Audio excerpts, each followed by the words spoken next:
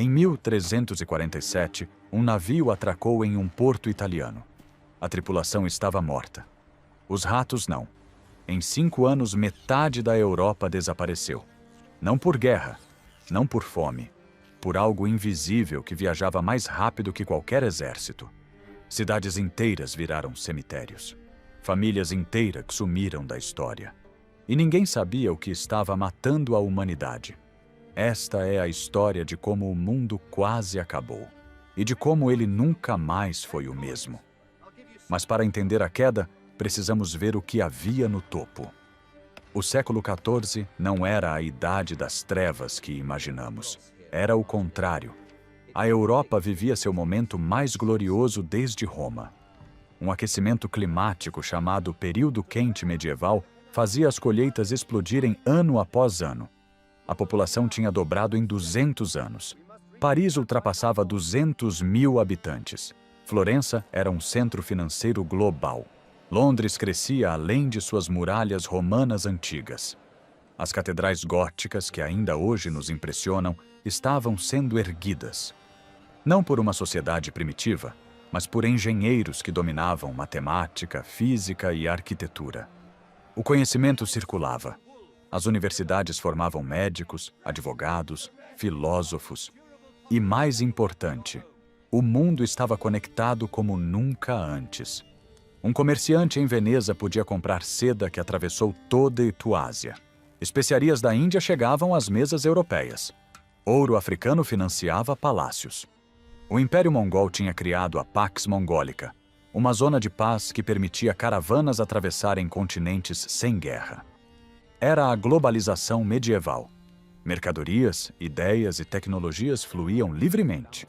Era uma era dourada, mas essa mesma conexão que trouxe riqueza estava prestes a trazer o apocalipse. Porque a milhares de quilômetros das catedrais europeias, nas vastas estepes da Ásia Central, algo antigo estava acordando. As estepes do que hoje é Quirguistão e norte da China são terras brutais. Verões escaldantes, invernos congelantes, planícies sem fim varridas por ventos impiedosos. E lá, escondido em colônias de roedores que viviam em tocas no chão, estava um assassino microscópico esperando há milênios. Yersinia pestis, uma bactéria tão eficiente em matar que evoluiu para fazer isso em dias, às vezes horas. Ela vivia em equilíbrio com marmotas e esquilos terrestres. Os animais morriam, mas a população se mantinha. O sistema funcionava. Até que algo quebrou esse equilíbrio. No início dos anos 1330, o clima enlouqueceu. Secas devastadoras, seguidas de chuvas torrenciais, destruíram a vegetação das estepes. Os roedores começaram a morrer de fome. Desesperados, migraram para perto de assentamentos humanos procurando comida. E trouxeram suas pulgas. O salto aconteceu nos postos comerciais da Rota da Seda. Comerciantes que nunca tinham visto aquela doença começaram a desenvolver febres altíssimas, vômitos violentos e algo aterrorizante, inchaços negros e dolorosos nas axilas, pescoço e virilha. As bubas que dariam nome à doença. Eles não entendiam o que estava acontecendo e morriam em 3, 4 dias. Notícias viajavam devagar naquela época, mas rumores de desastre corriam mais rápido que caravanas. No início dos anos 1340, relatos fragmentados e aterrorizantes chegavam aos portos do Mediterrâneo.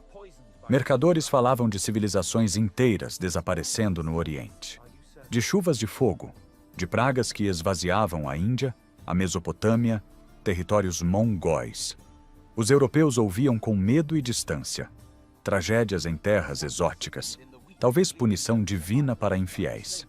Eles não imaginavam que as mesmas especiarias que temperavam sua comida tinham percorrido o mesmo caminho que seu futuro assassino. E então a tragédia deixou de ser distante. O ponto de virada foi uma cidade chamada Cafa, na península da Crimeia, às margens do Mar Negro. Cafa era um centro comercial magnífico, uma colônia da República de Gênova. O elo crucial que conectava as rotas terrestres da Ásia com as rotas marítimas do Mediterrâneo. Suas muralhas gigantescas protegiam mercadores italianos, armênios, uma população cosmopolita vigiada por besteiros genoveses. Em 1346, essa cidade foi sitiada. A Horda Dourada, um dos sucessores do Império Mongol liderado pelo Khan Janibeg, cercou Cafa com um exército massivo. Os genoveses eram mestres em defesa e recebiam suprimentos por mar. O cerco se arrastou por meses em uma guerra de trincheiras medieval brutal. Mas então, um assassino silencioso começou a percorrer os acampamentos mongóis. O exército, vivendo em condições sanitárias horríveis e amontoado, era o ambiente perfeito para o que tinha vindo com eles do leste.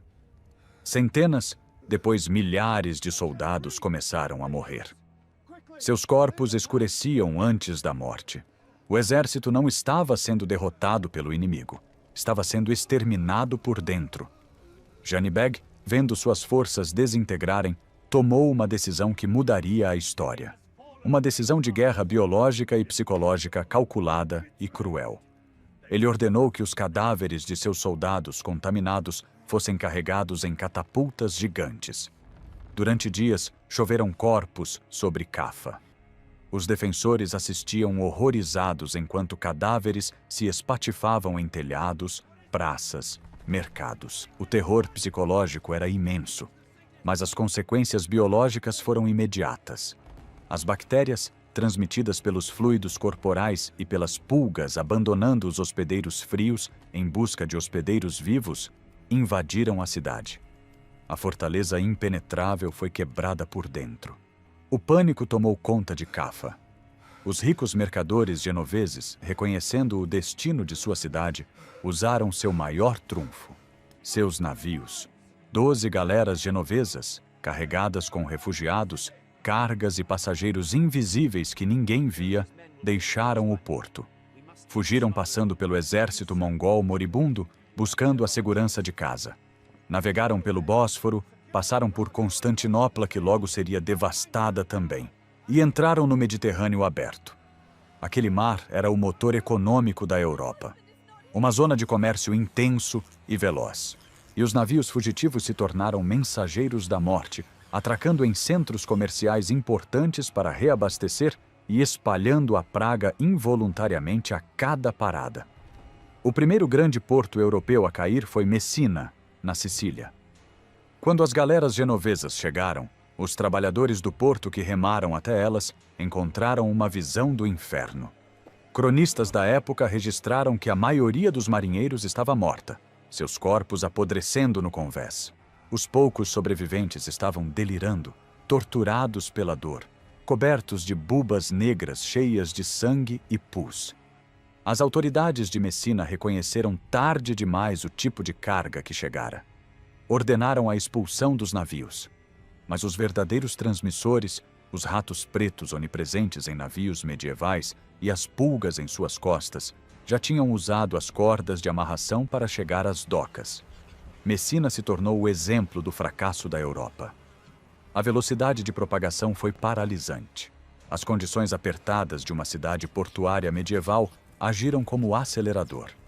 Em semanas, o tecido social de Messina entrou em colapso. Pessoas fugiram da cidade para o interior, espalhando a praga pela ilha. Notícias da Grande Peste se espalharam e outros portos tentaram fechar suas docas para navios do leste. Mas a quarentena medieval era uma peneira furada. Ganância frequentemente vencia precaução. Um navio carregado de especiarias valiosas muitas vezes conseguia subornar sua entrada. No início de 1348, as grandes repúblicas marítimas estavam caindo. Gênova, o porto natal dos navios de Cafa, foi devastada. Veneza, a rainha do Adriático, enfrentava uma ameaça existencial.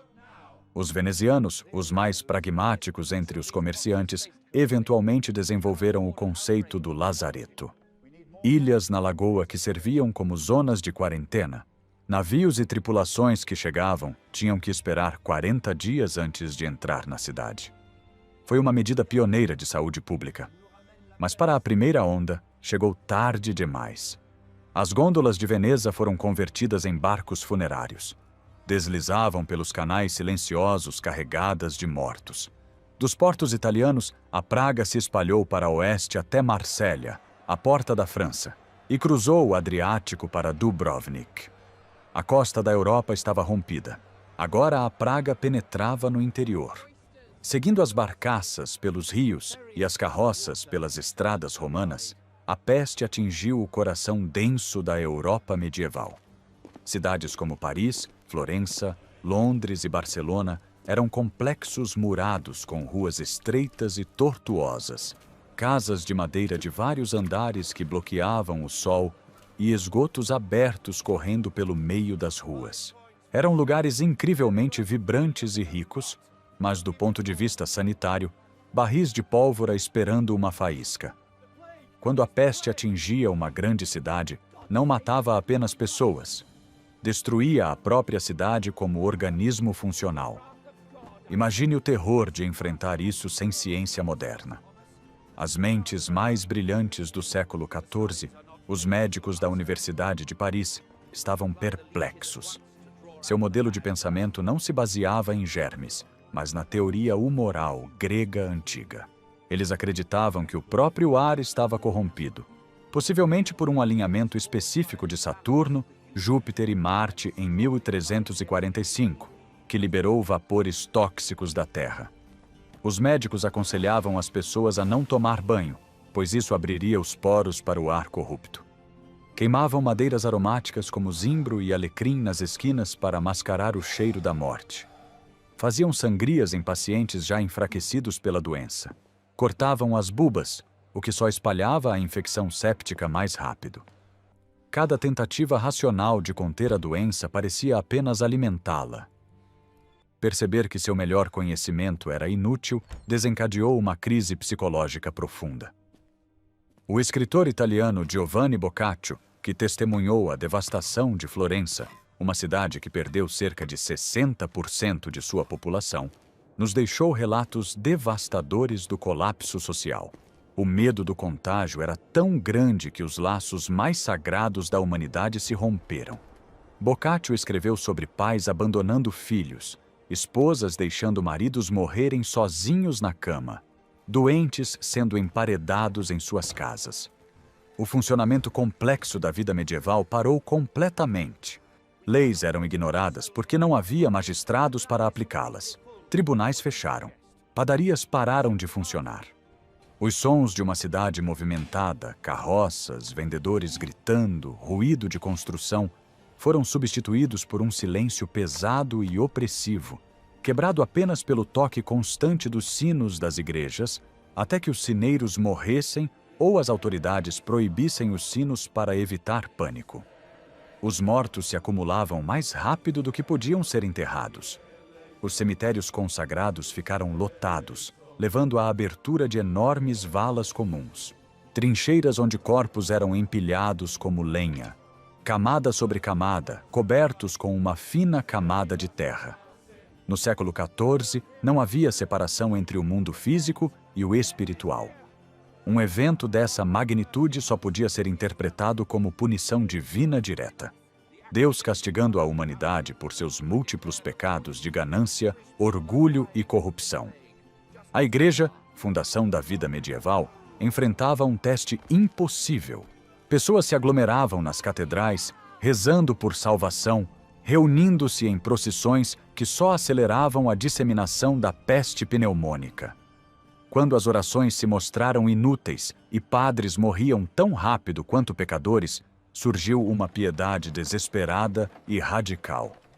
O movimento dos flagelantes varreu o norte da Europa. Centenas de homens, vestidos com mantos idênticos, viajavam de cidade em cidade. 2 vezes por dia, despiam-se até a cintura na praça do mercado e se chicoteavam com chicotes de couro com pontas de ferro até sangrarem. Uma penitência pública na esperança de assumir os pecados do mundo e apaziguar a ira de Deus. Ofereciam uma visão aterrorizante e provocavam histeria religiosa onde quer que fossem. Mas à medida que a contagem de corpos aumentava, crescia a necessidade de um bode expiatório tangível. Se Deus não estava ouvindo, talvez o diabo estivesse trabalhando. Uma teoria conspiratória terrível ganhou força, especialmente no Sacro Império Romano e partes da Espanha. As comunidades judaicas estariam envenenando os poços dos cristãos para exterminar os fiéis. Apesar das condenações oficiais dessas teorias pelo Papa Clemente VI, que apontou que judeus morriam da peste tão rápido quanto cristãos, a psicose de massa se espalhou. Alimentados por séculos de antissemitismo e pela necessidade desesperada de encontrar um culpado, eclodiram pogroms horríveis. Comunidades inteiras em cidades como Estrasburgo, Mainz e Colônia foram reunidas e queimadas vivas em casas de madeira ou praças de mercado. A peste negra não apenas desencadeou terror biológico, mas também revelou os lados mais sombrios da natureza humana. É um erro pensar na peste como fenômeno puramente urbano. Embora as cidades fossem os epicentros, 90% da população da Europa medieval vivia no campo. E a peste chegou lá também, espalhada por refugiados das cidades ou vendedores ambulantes. A devastação nas áreas rurais foi mais lenta, mas talvez mais grave em seus efeitos de longo prazo. Milhares de pequenas aldeias, cujos nomes hoje estão esquecidos, foram completamente extintas. O sistema feudal, que dependia de um suprimento constante de camponeses para trabalhar a terra, entrou em colapso. Crônicas contemporâneas descrevem cenas fantasmagóricas no campo. Colheitas apodrecendo nos campos porque não havia ninguém para colhê-las. Rebanhos de ovelhas e vacas vagando sem rumo pela paisagem, eventualmente se tornando selvagens ou morrendo de negligência porque todos os pastores estavam mortos. Lobos, encorajados pela ausência de humanos, se aproximavam cada vez mais dos assentamentos restantes. A paisagem medieval cuidadosamente cultivada estava sendo reconquistada pela natureza selvagem. Por volta de 1350, a peste tinha alcançado as fronteiras norte do continente. Escócia, Escandinávia, até os pequenos assentamentos da Groenlândia, dando um golpe devastador nas colônias nórdicas lá. Ela tinha visitado todo o continente, do quente Mediterrâneo ao norte gelado. Por volta de 1351, a onda inicial devastadora da peste negra começou gradualmente a diminuir. A bactéria simplesmente ficou sem vítimas facilmente acessíveis. A névoa se dissipou, revelando um continente transformado. O número exato de mortos nunca será conhecido, mas historiadores modernos estimam que entre 75 e 200 milhões de pessoas morreram na Eurásia e norte da África. Na Europa sozinha, aproximadamente metade da população morreu em menos de 5 anos. Os sobreviventes se encontraram em um mundo que parecia o mesmo, mas era fundamentalmente diferente. Imediatamente depois, houve caos econômico e inflação galopante. Mas então algo notável aconteceu. O despovoamento massivo levou a uma escassez aguda de mão de obra. Pela primeira vez em séculos, os camponeses tinham poder. Senhores feudais, precisando desesperadamente de trabalhadores para suas terras, foram forçados a oferecer salários mais altos e melhores condições de trabalho. As estruturas rígidas da servidão começaram a rachar. Em muitos lugares, finalmente se quebraram. A Era de Ouro do Trabalhador tinha começado, nascida como fênix das cinzas. As cicatrizes psicológicas eram profundas. A arte se tornou obcecada pela morte. A dança macabra se tornou um motivo popular. Mostrava esqueletos dançando reis, papas e camponeses igualmente para o túmulo. Um lembrete pungente de que a morte nivela implacavelmente todos. A peste foi o maior trauma que a civilização ocidental já sofreu. Destruiu o otimismo da Alta Idade Média e provou a fragilidade dos sistemas humanos diante das forças da natureza. A sociedade que se reformou era mais cínica, mais questionadora, forçada a se adaptar. No fim, o caminho de morte que acabamos de percorrer preparou o terreno para o surgimento lento e doloroso do mundo moderno. Por séculos, a peste foi vista como um pesadelo medieval distante. Mas ruas vazias, casas trancadas, medo do próprio ar. Isso realmente soa como história antiga? Ou soa perturbadoramente familiar? A peste foi um teste de civilização. E testes se repetem. A única diferença é que agora sabemos. Sabemos o que microscópios invisíveis podem fazer. Sabemos como pandemias se espalham. Sabemos que conexões globais são bênçãos e maldições. E mesmo assim, quando o próximo teste vier, estaremos prontos? Ou vamos repetir os mesmos erros de quem veio antes? A história não se repete, mas rima. E o eco daquele navio chegando em 1347, carregando ratos e morte, ainda pode ser ouvido hoje.